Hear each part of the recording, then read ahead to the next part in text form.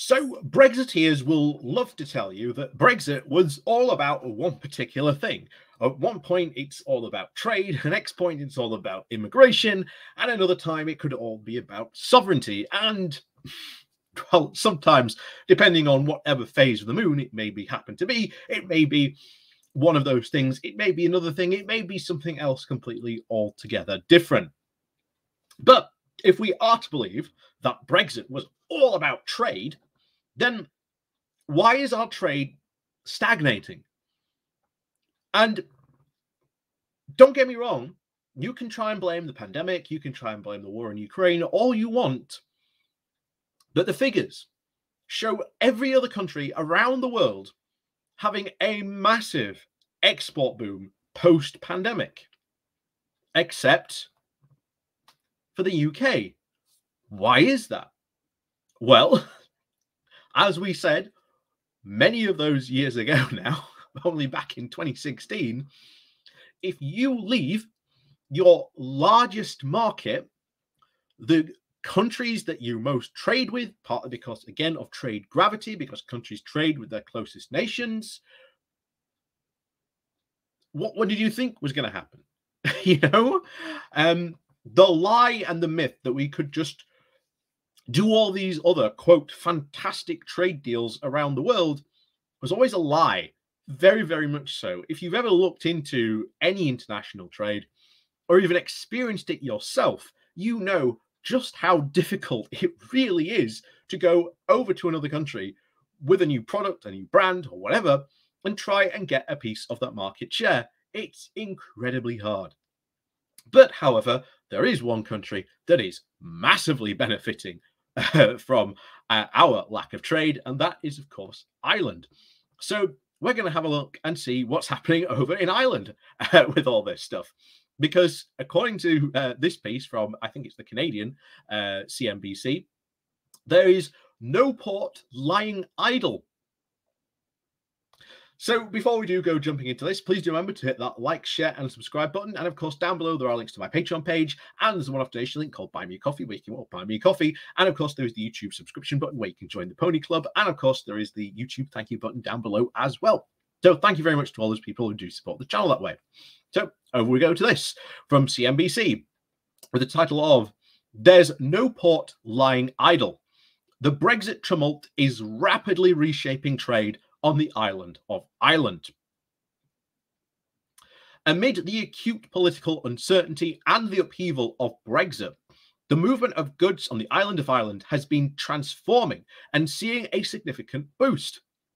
Since the UK formally exited the EU on January 2020, firms have shifted their posture, rethinking the road they take and the ports that they use. And this has been driven by the Northern Ireland Protocol, an arrangement that allows the UK province to remain in the EU single market, but requires checks on goods arriving from the rest of the countries, e.g. England, Scotland, and Wales. The EU single market seeks to guarantee the free movement of goods, capital, and services and labour within the bloc. And the recent shift can be seen in the state of trade between the Republic of Ireland, which is part of the EU, and Northern Ireland.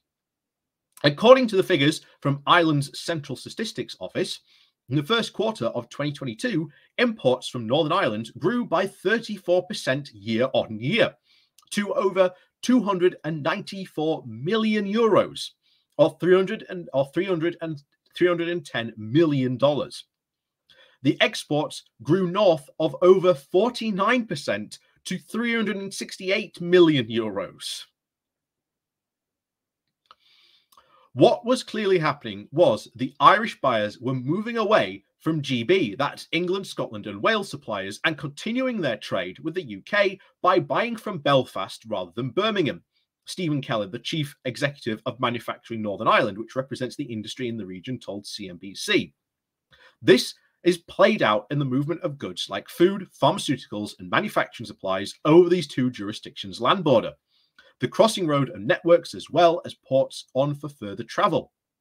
Ian Talbot, the chief executive of the business group Chambers Ireland, told CNBC that the moves in trade were a result of much adapting by Irish and Northern Ireland businesses after the very tumult of Brexit.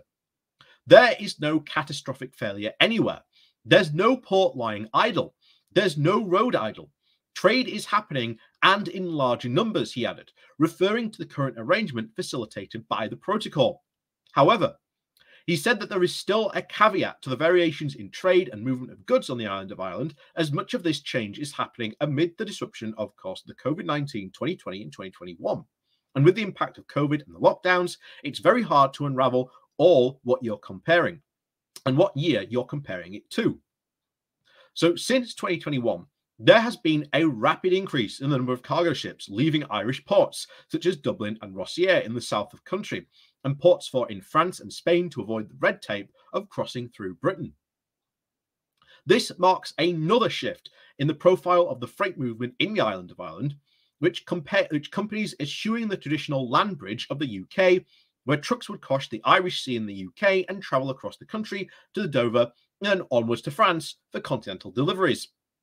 Northern Irish companies are readily able to access those routes, as well as having the drive to the east coast of Great Britain, Talbot said. But Belfast Port has felt the reverberations too. Belfast Harbour saw its operating profits of 2021 rise by 13% to £34 million, with over 25 million metric tons of cargo moving through the port. In its annual report, the harbour had a grace period of implementing the Northern Ireland Protocol as a factor of increased level of trading. But it acknowledged that the risk and uncertainty remained within the ending of that grace period, and Britain is yet to impose checks arriving from Northern Ireland. The ultimate derived demand effects from the overall economic activity of Brexit and the Northern Ireland Protocol, and their continued impact on trade to remain difficult to actually predict, the report said. The UK government's recently announced protocol bill to override certain aspects of the Northern Ireland Protocol is casting a long shadow, however, over the state of trading and the movement of freight in and out of the island of Ireland. The EU has launched legal actions over the plans to scrap parts of the deal, and the impending departure of the UK Prime Minister Boris Johnson has also added more uncertainty. Although any potential successors, such as Rishi Sunak, or let's face it, it'll be Liz Truss, are likely to plough ahead with the plans. The bill, as proposed, would create green and red lanes for moving to Northern Ireland and beyond. The green lane would be goods going only to Northern Ireland, and they would be not subject to checks, while the red lane would apply to checks and goods ultimately going to the Republic of Ireland or elsewhere in the EU. Kelly said that some elements of the bill, such as the green lane, are, quote, not offensive, but there still remain doubts over how this protocol, how this more practical will actually be implemented. There will no doubt be introductions of worries for trade in Northern Ireland that are felt to similar those where we see a no-deal Brexit was a possibility. They're potentially in a worse position than a no deal if the UK and the EU don't find an agreement in the coming weeks and months. There is just no deal, that it's a no deal plus a trade war, he said. There will be a hugely damaging effect, not only to Northern Ireland, but to the whole of the UK and to the EU, which will no doubt be a double hit for us. This is coupled with the rising cost of inflation, the war in Ukraine, which has simply stymied the supply chains in the border of the European context. Kelly said that there are lots of moving parts in the trade, but the very unique situation of Northern Ireland will not change.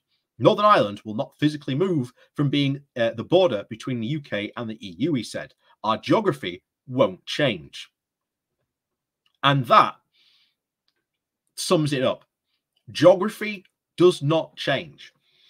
And I can't remember how many times we've been over this, numerous times.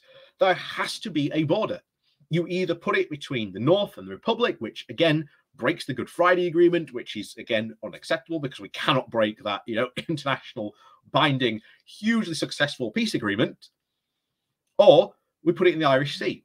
And even then, there are still huge doubts and complications, like how are you practically going to do this green and blue lane, this red and green lane? How are you going to do that? What guarantees do you have for keeping this in? Remember, Jacob Rees-Mogg and the likes of the other Brexiteers fantasize about this all digital border barrier where somehow companies and smugglers are not going to take advantage and tell essentially the computer, yeah, I've only got, 500 tons when I'm actually, shipping far, far more than that. Yeah, again, you have to have physical checks somewhere. And even then, there are still huge questions over the DUP will actually accept the deal that Theresa May, not Theresa May, that Truss has put forward for this new two-lane system. They've said time and time again, we want to completely get rid of that border in the Irish Sea. That border is still there under this new deal. And yeah, we are still going to see, I think, a lot of trouble in Northern Ireland because the DUP are just prepared to start crisis after crisis because until they get what they want, they're not going to stop. They've been emboldened and powered up and backed up by the Conservatives who should have never been backing them in the first place to try and fulfill some of this absolutely lunatic stuff which they want. But of course, well, that's Brexit, and of course, there is still no end in sight for this at all. It is very likely that the EU is going to win this legal dispute. I don't see them losing it because we said that we won't do this, unilaterally. We would negotiate. And when we've been trying to negotiate, the UK just gone, no, we're not interested in negotiating, and just run off into the distance. And yet, what do you do? What do you do? I mean, all the ERG are going to do is push Truss to probably an even further and more harder form of Brexit, which is what no one at the 2016 wanted at all. But there you are. I said that's Brexit, and as the end of the article said, geography doesn't change. So, as always, thank you very much for watching. Please do remember to hit that like, share, and subscribe button on your way out, and of course, we'll see you all next time.